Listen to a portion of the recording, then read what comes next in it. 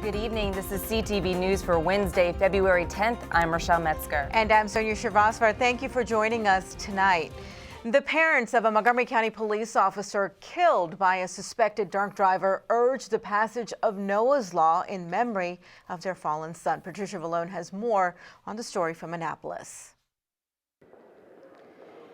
The organization Mothers Against Drunk Driving releases the first nationwide report on how ignition interlocks have stopped alcohol-impaired motorists from starting their cars. These handheld devices, as the one I am holding here, prevent a car from starting if the driver is drunk. And we know that these devices have prevented attempts to drive drunk more than 1.77 million times since the states implemented their current ignition laws. It is in his memory that we are going to move this ignition interlock forward. This is the only piece of legislation that we can say for a fact is going to save lives. The report is being dedicated to Noah Leota, the Montgomery County police officer killed by a suspected drunk driver. But these other 129 people and all the other people who have died or been injured by the hand of drunk drivers need a voice. And guess what? Noah's their voice. And he can't be here. So I'm speaking for him.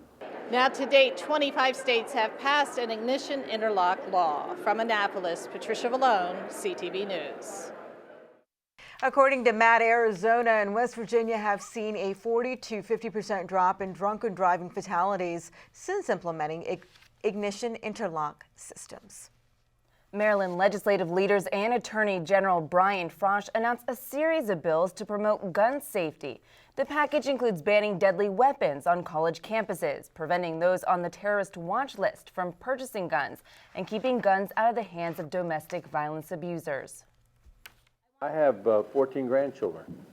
I have 6 in colleges at the present time. 6 on our college campus at the present time. Those guns don't belong on the elementary school zone. They don't belong in the high school zone. And we want our colleges in the state of Maryland to be gun-free zones as well. Advance a common sense proposition here, which is that every judge should tell convicted domestic abusers that they must surrender their firearms within a 48-hour period. They have 48 hours to do it, and then they have an extra 3 days to produce documentation that the firearm has been turned in either to a law enforcement authority or to a registered firearms dealer. The legislation has been cross-filed in both the House and the Senate. The FBI is now assisting Prince George's police in the Deontay Caraway case. The 22-year-old teacher's aide has been charged with child sexual abuse and producing child porn at several locations around the county, including Judge Sylvania Woods Elementary School in Glen Arden.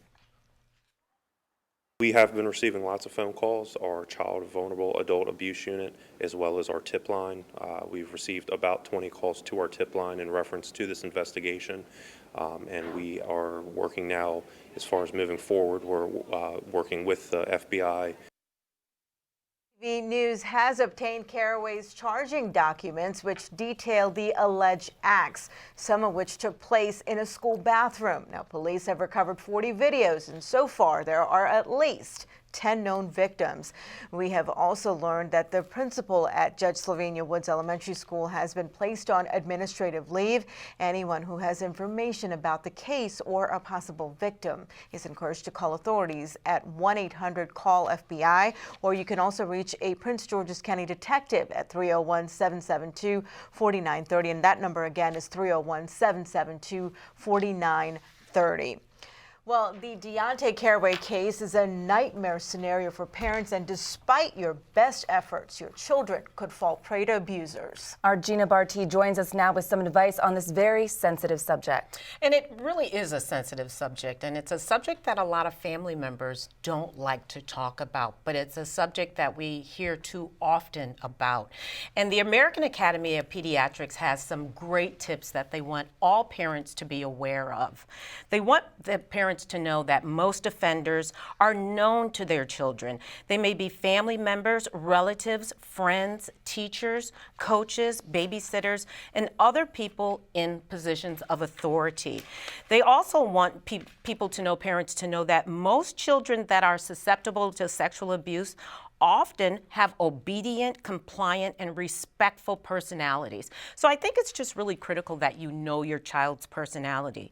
Children who are victims to sexual abuse can display many or few behavioral symptoms. They can withdraw from family members and friends. You start to see their school performance decline. They might even show signs of aggression, or they might not show any type of behavioral change at all. Children who have been sexually abused are often, this isn't a single incident. It can go on for months, if not for years.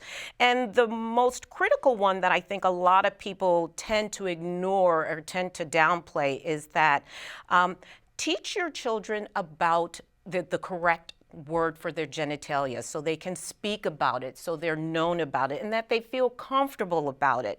Some of the other tips to minimize your child's risk is parents should talk to their children about their genitalia and know their body parts and have a no-touch policy. I think that is really critical. The other critical thing is that there's no secrets between children and parents.